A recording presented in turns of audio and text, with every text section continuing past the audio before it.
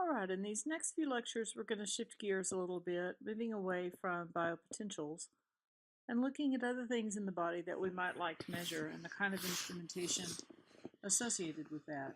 So, not so much the electrical engineering signal processing aspects in the next few examples that will show measurements, but more looking at mechanical type measurements, measurements of pressure, measurements of sound, which obviously ultimately do involve some instrumentation to convert that into a signal that can be stored or read on a display. But at this point, I want to talk a little bit about some of the other kinds of signals originating from the body that we're interested in measuring. Most of these illustrations are directly from your textbook, as well as a lot of the commentary that's interspersed throughout the slides in this particular lecture. So we'll talk today about measurement of blood pressures and sound, and if you look on this slide, you can see that we have a schematic diagram of the circulatory system.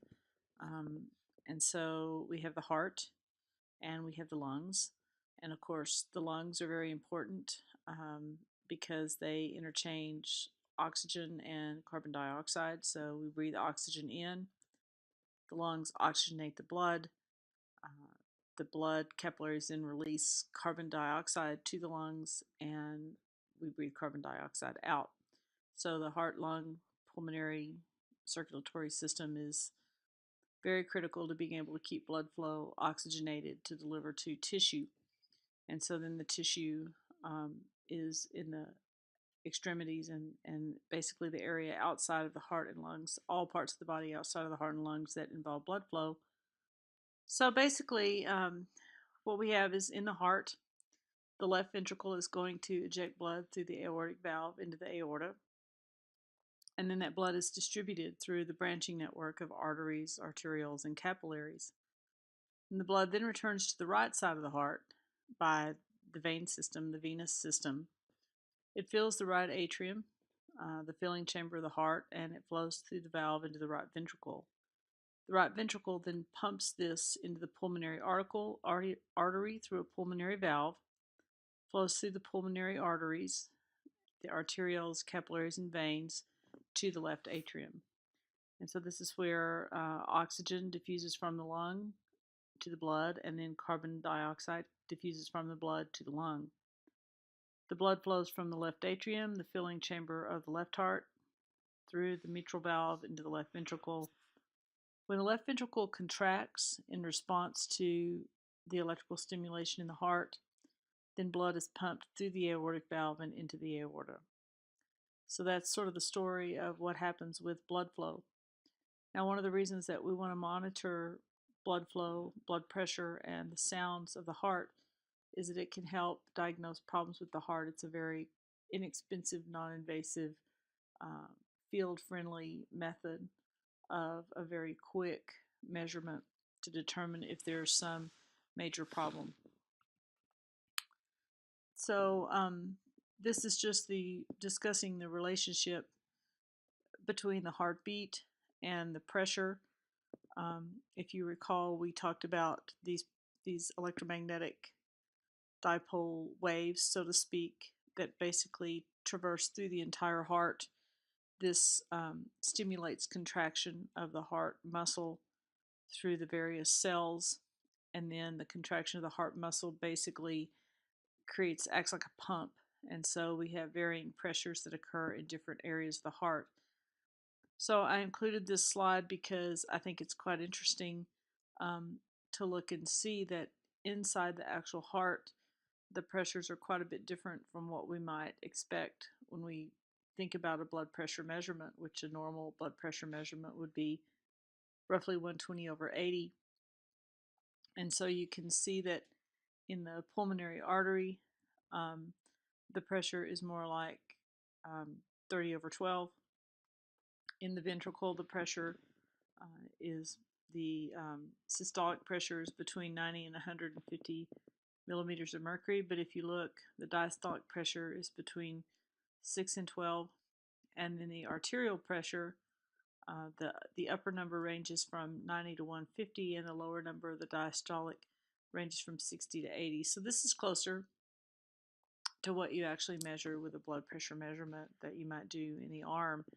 But you can see that the pressures distributed throughout the heart have a pretty wide range, and they're quite different from what we would normally measure or think of as a blood pressure. So when you listen to the sounds, you're basically hearing the movement of blood through the cardiac system, and sometimes you will hear heart murmurs. Heart murmurs are typically caused by turbulence in the blood that moves rapidly through the heart. So there are direct and indirect measures of blood pressures, and we'll talk first about direct measurement of pressures. With indirect measurement of pressures, there are two types. There's an intravascular system and extravascular system. In the intravascular system, the sensor is placed directly within the vein to measure pressure, and the sensor tip itself is within the vein, and you can use a number of different types of sensor elements, strain gauges, the LVDT, variable inductance, variable capacitance, optoelectronic, piezoelectric, and semiconductor devices. And this has been an active area of technology since 1974, when one of the first studies was done to compare electrical and mechanical properties of commercial pressure sensors. In an extravascular system, there's basically a catheter inserted into a vein, and so the blood comes out of the vein through the catheter, and then the pressure is measured in a system that's external to the body. So one of the disadvantages of this is it requires that you frequently flush the catheter with a saline heparin solution. This prevents blood clots from forming at the catheter tip, both protecting the patient from the blood clot breaking loose and circulating through the body, as well as keeping the measurement system intact and not blocking the flow. So here's an example of just a block diagram of that extravascular kind of system. Here's a catheter that's been inserted into a main sensing area. Blood obviously comes here. There is a transducer zeroing stopcock where you basically can calibrate the system. You have a flushing solution here that's under pressure, and your measurement occurs within this device here, which is your disposable pressure transducer. The flushing system flushes both the pressure transducer as well as the tip of the sensing port to prevent clots from forming throughout the system.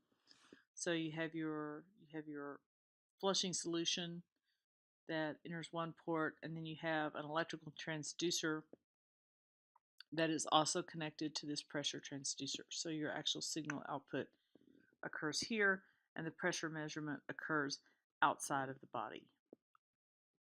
Here's an example of an intravascular system, just one type. In this particular system, we have a fiber optic system. You have multiple tips. This is actually for measurements inside the human body. In this case, all of the fiber is delivered through a single fiber bundle. There is a very thin metal membrane on the end of the fiber bundle. The pressure contacts this metal membrane, and of course it's going to obviously cause it to deflect. As soon as you cause some deflection, so the light comes from the LED source and then is reflected from the metal membrane and picked up by the fibers that contain the photodetector. Now, as the metal membrane moves back and forth, it changes the path length, and it also changes the angle, because when light comes out of the fiber optic cable, it has an angle that it comes out at, an aperture, and then when it comes into a fiber optic cable, same thing, you pick up a finite aperture. As the reflecting surface moves in and out, then the coupling between the detector cables and the source cables changes. And so that change is then a function of the pressure that you're measuring. So that external pressure causes a membrane deflection. And then here's an example of the signal output as a function of, obviously, a light signal that's been converted to an electrical signal by a photodetector. So signal output is a function of displacement. You'll note that the operating range is shown here. When the displacement gets too large, then the signal actually decreases, and so um, there's there's a trade-off. You want your operating range to exist in this region here, this finite region of displacement. So in the earlier part of this course, we talked about the design of sensors and sort of this wanting to operate within a linear range. This is a classic case of where you have a sensor that if the um, if the variable that you're measuring exceeds this pseudo-linear range of operation, then you no longer get a valid calibrated measurement. So that's a classic example of a real measurement coming from some of the types of sensors that we discussed in the second chapter. Here's another kind of interesting thing. In babies, the head bone is not fully closed. And so right at the center of the frontal part of the head, um, the brain it's very soft. And so you can actually see, in newborn babies, you can actually see the blood pressure vibrate that part of the head. So in a newborn, you can take this type of a sensor where you have a deflectable membrane right here, and this membrane makes contact with the front of the baby's head. You then have a reflector mounted to a cantilevered beam on that membrane, and so this reflector then will move up and down as a function of the baby's blood pressure in the head. That then changes how much of the reflected light is picked up by the detectors, so and how much of the source light is reflected as well. So you would expect to see a different intensity coming through the fiber optic cable to the detector based on the deflection of this membrane, and then you make the assumption that the deflection of the membrane is proportional to the blood pressure. So like most devices, pressure sensors and these systems in general have a frequency response. One of the issues with the transducers that are used in a catheter type system is that when you have an air bubble that gets present in the transducer line, now this causes a lot of problems because you're going to model your transducer line. It's a fluid, it's blood, and you're going to assume, which is a pretty good assumption, that that is a non-compressible fluid, which means that your linear equations between pressure and force hold because we assume the volume is we assume PV is equal to nRT. Basically, we assume that if it were a gas, but it's a fluid and it's an incompressible fluid. So because of that, you make certain assumptions. When you get an air bubble in the transducer line, then suddenly it obeys this a different set of physics, different laws, because air bubbles are compressible, and so the pressure, uh, the pressure obeys the ideal gas law, um, and so it's just a very different situation. So this is an example that illustrates when you have a transducer, um, and the transducer line has an air bubble. You can see that the cutoff frequency is greatly reduced over when you have a system that has no air bubble. What that means is if you're trying to monitor fluctuations in pressure and you have some time sensitivity that occurs with this, the characteristics of the frequencies that you can actually measure as well as the transient response are going to be different. So this little zeta here, this is a term from control theory that has to do with the damping. It's the damping factor. So it means how much is your response damped, your transient response damped. If this thing is very small, if this zeta is very small, then what it means is you'll get a lot of ringing and oscillation at this cutoff frequency of your system. So if the variations in pressure occur too rapidly, then you would expect that your output signal would have some second order ringing effects if and that those ringing effects would be a function of, is there an air bubble or is there not an air bubble in the line. So here's some examples of a measurement system. So here would be just a pressure wave that would come from a single contraction of the heart. As you can see, it comes up and then it falls. Um, if your measurement system is underdamped, then you would expect that you would get this ringing effect. And this ringing effect would sometimes cause you to overestimate the pressure. And if the pressure is overestimated, then a person might be diagnosed as having a blockage if the pressure in the if the arterial pressure or the aorta pressure is overestimated. And so this could result in diagnosis of an aortic stenosis that is maybe not an accurate diagnosis. On the other case, if you are overdamped, so an overdamped system would be more likely the system where you have a bubble in the line. Overdamped systems can attenuate the amplitude and cause delays in when the pressure changes are actually sensed. So these would have time constants embedded in the system that are then slowing down the response of the system to the change in pressure. So it's important to say that the underdamping and the overdamping, this is not like an electrical filter. This is a mechanical thing. So it has to do with the response of the sensor to changes in pressure. Now we know that there are circuits analogs for mechanical systems, and there are mechanical analogs for circuits. So instead of resistance and capacitance, this would be like friction and viscosity of the fluid and those kinds of things that would determine whether you have an underdamped or an overdamped kind of response. Here are some examples, some additional examples of distortion. Here's an undistorted pressure waveform.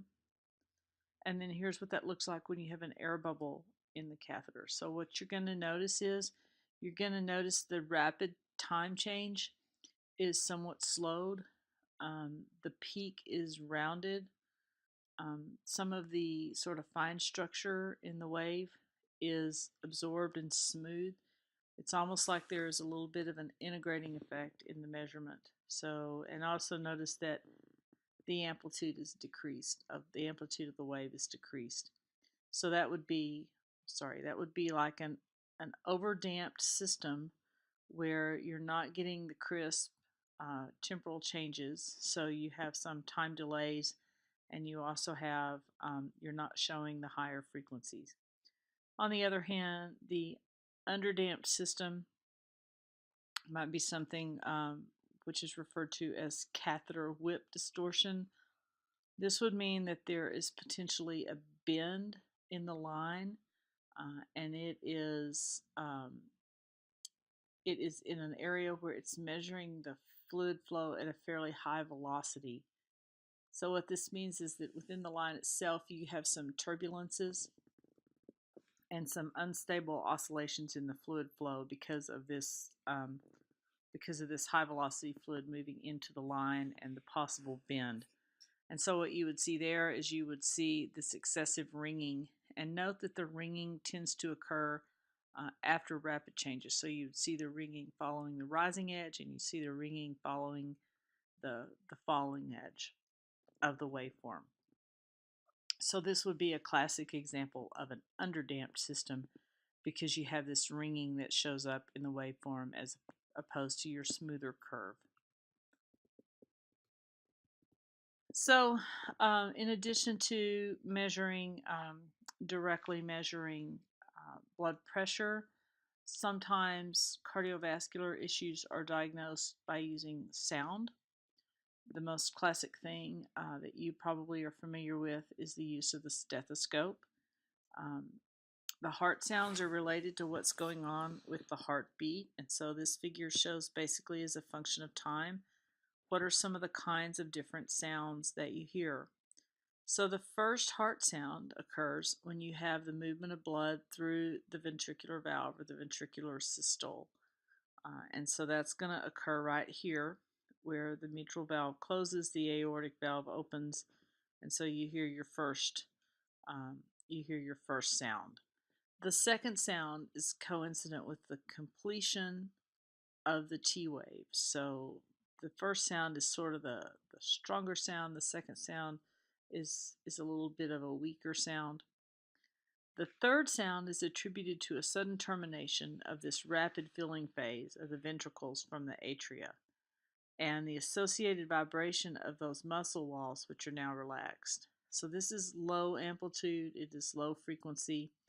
You typically will only hear this for children and sometimes for adults. So that's just kind of this second peak here that you see when the mitral valve has reopened, and you get this change that occurs and results in this third sound.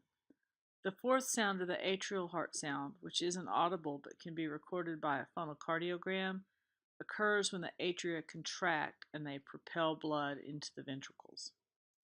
Now, most heart murmurs, so heart murmurs are another thing that you can hear with the stethoscope. Most heart murmurs are due to turbulence in rapidly moving blood, and the sources are typically known.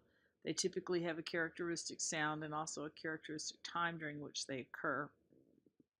And you hear them in almost all children during the early systolic phase, and you hear them in most adults after exercise. Abnormal murmurs can be caused by stenosis, that's a blockage, or insufficiencies. So, a cardiovascular insufficiency is when one of your valves doesn't fully open and close and you get just a little bit of backflow. And it can be any of these three. Which of the three and how much backflow determines whether this is something that the cardiologist worries about or doesn't worry about. So these can be detected by noticing the time of their occurrence in the cardiac cycle and their location at the time of measurement. If this is detected through a stethoscope and it's of concern, then generally what the cardiologist will do is they will send you for a sonogram, and they'll actually watch the blood flow and determine is there backward flow through one of the valves. So heart sounds are like blood pressure measurements. They're an important, quick clinical method. They can be done in the field. They can be done, by a nurse practitioner or a trained nurse to just determine, is there something that we need to investigate further, or does everything sound okay? So the stethoscope is probably what everyone is mostly familiar with. Stethoscopes were widely studied in the 1960s. Um, the stethoscope is a little bit dependent upon the the user. So younger people who have better hearing can obviously be more sensitive to the sounds coming from the stethoscope. There are some interesting things that you can do with stethoscopes without doing anything electronically. So you can make one side of the stethoscope slightly longer than the other, which induces a slight delay between the left ear and the right ear. And what this does is this creates a beat frequency, and so it enables people to hear murmurs that you might not normally be able to hear otherwise, because you get a little bit of positive interference that occurs, so it amplifies the sound a bit. There was characterization of sounds detected by a stethoscope. A lot of this was done in the early 60s, where people were interested in knowing exactly what the auditory bandwidth was of a stethoscope. So, what sound actually makes it to the ear. This was done by taking a known auditory frequency and inputting it into a stethoscope, and then looking at the earpiece with a coupler microphone and characterizing uh, the sound. So you can see that this is what the frequency response curve looks like of the stethoscope. These data were from 1966. Here's an example of the kinds of things that can be diagnosed through looking at aortic pressure.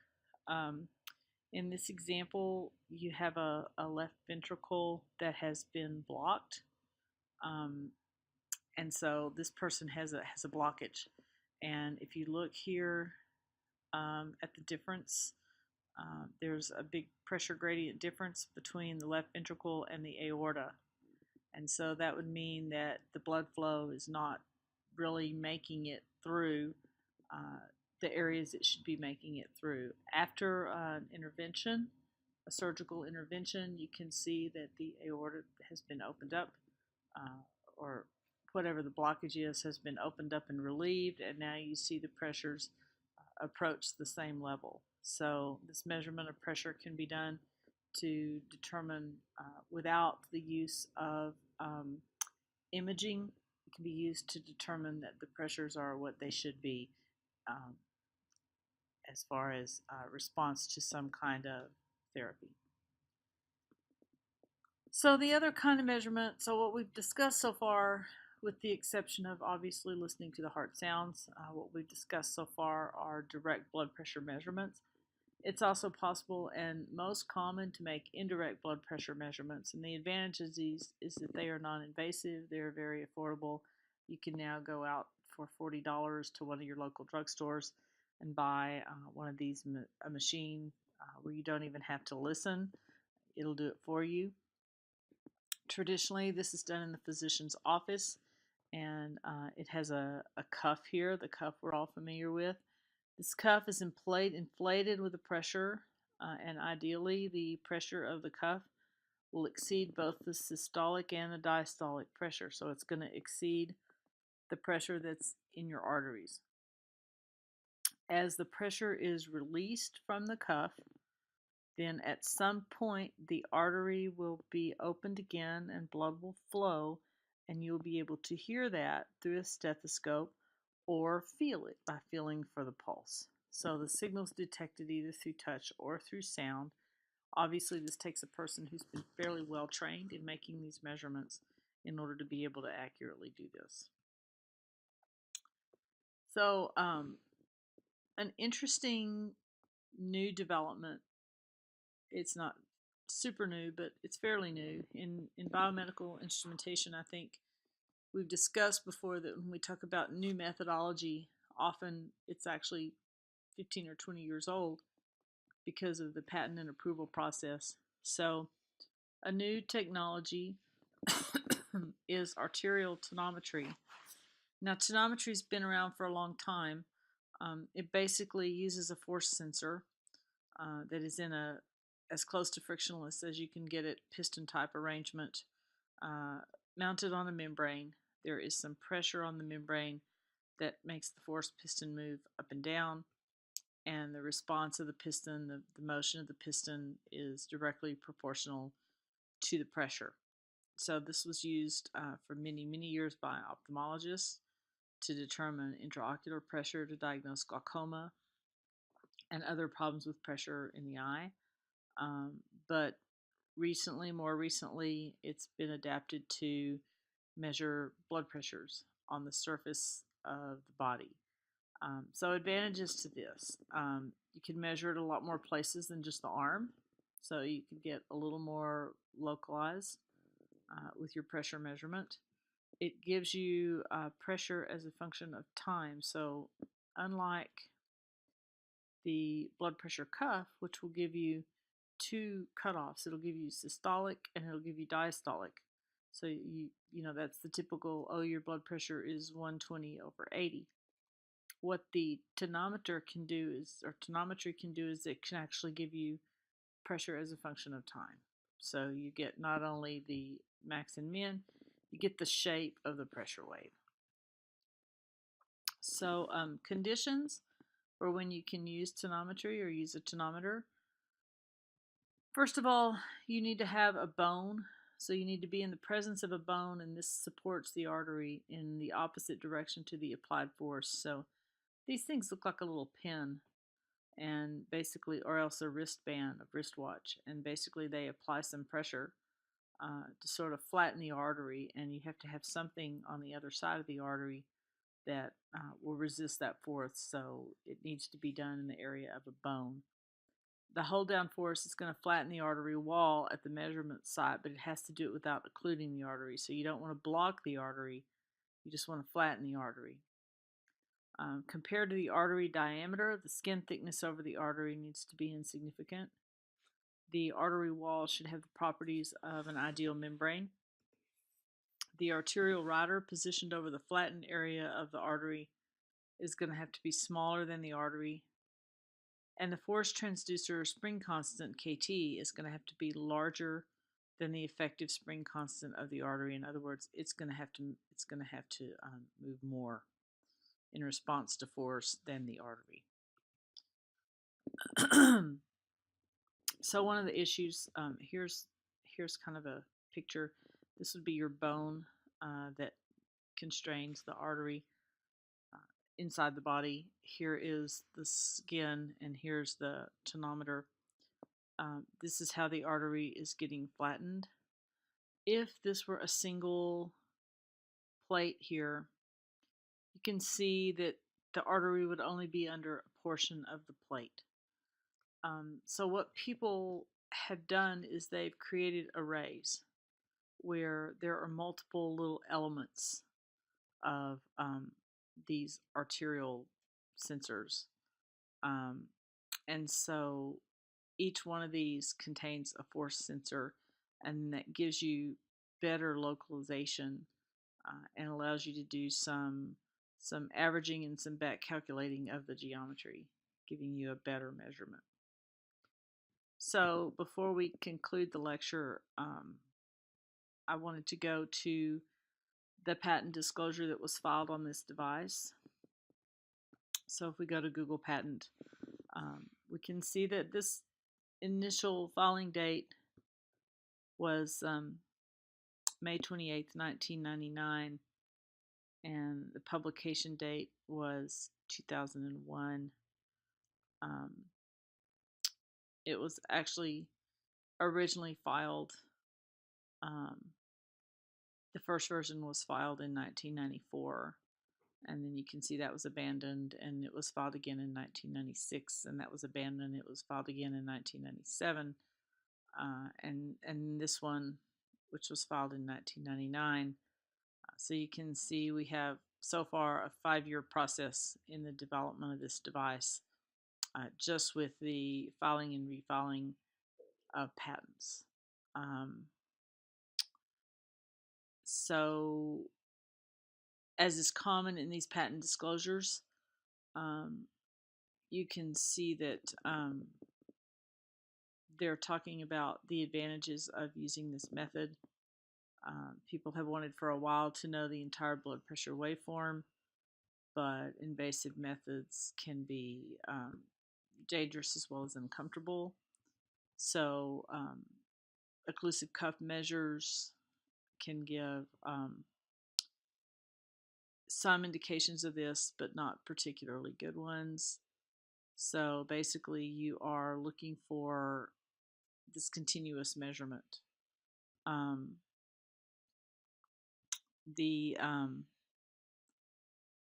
Basically the system has a continuous stress sensitive diaphragm.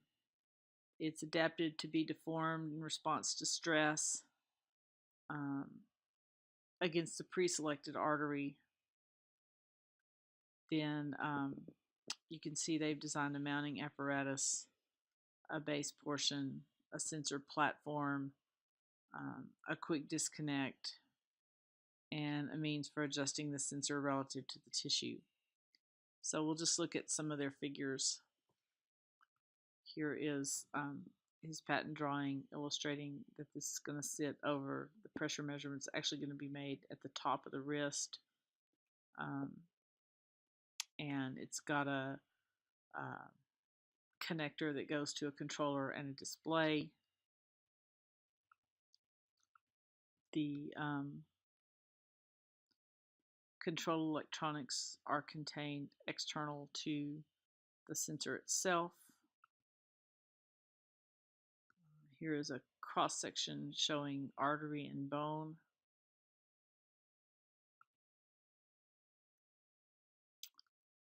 There is a vacuum maintained inside the transducer space with a little vacuum transducer and a controllable vacuum pump. There's a controllable voltage and then some calibration electronics. So basically you want to establish proper positioning of the tonometer sensor at the site. You want to acquire contact stress data for various compression levels while maintaining a proper sensor to site positioning. You want to estimate the optimum compression level for blood pressure prediction, optimum sampling points along the sensor diaphragm for blood pressure prediction, and estimate the tonometric blood pressure, including systolic mean and diastolic. And then here is a description of what the operator would do. Position the wrist mount before attaching the sensor, initiate the find artery mode, so the sensor will advance, make contact with the skin, um, and there are some other things. You can access this patent at your leisure by following the link that was present in the PowerPoint presentation. So this is an example of a fairly recent, once again in terms of biomedical instrumentation, recent patent. There are some companies that do manufacture these, and they look, like I said, right now the one that I have seen that's currently marketed does not look like a wrist strap. It now looks kind of like a pressure pin, and so you can basically just apply that at the point where you wish to measure the pressure, and it has some self-calibrating capabilities and will then give you a pressure wave as a function of time as an output. So that concludes this discussion of the measurement of pressure and sound, which are fairly common measurements to make. We have not discussed respiration, which is another sound measurement that is made with a stethoscope, so the sounds of breathing and the lungs expanding. It's another thing you can get with the stethoscope in addition to the heartbeat. So those are just some summary devices that are used in biomedical measurements to measure sound and pressure.